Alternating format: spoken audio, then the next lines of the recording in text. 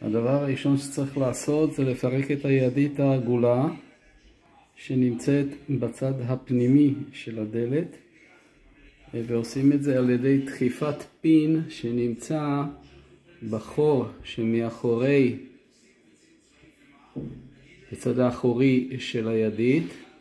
מכניסים פנימה כלי שאפשר לדחוף עליו. הפין שלחצנו עליו מאחור דחף החוצה את המכסה של הידית, ועכשיו היא פתוחה, וכשמסתכלים פנימה רואים שהיא מחוזקת לציר על ידי מוטרה בשפת העם בגודל 12, שאפשר לשחרר או עם בוקסה או אפילו עם שפיץ פלייר, כי היא בדרך כלל הוא סגורה חזק.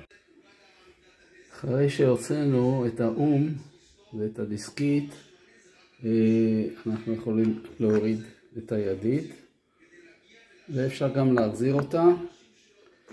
היא פונקציונלית לגמרי גם כשהיא לא מחוברת עם ואפשר לתפעל אותה, ואפשר לנעול, ואפשר לפתוח, ואפשר גם להחזיר את המכסה אחר כך. זה כבר עניין של קוסמטיקה.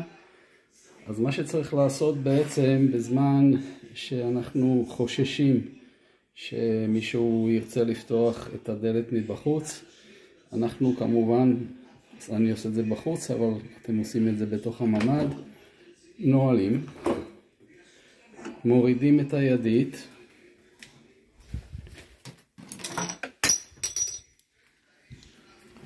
ומשתמשים בכלי שנקרא פלייר אמריקאי, שמלבישים אותו ומהתקים אותו, נועלים אותו על הציר.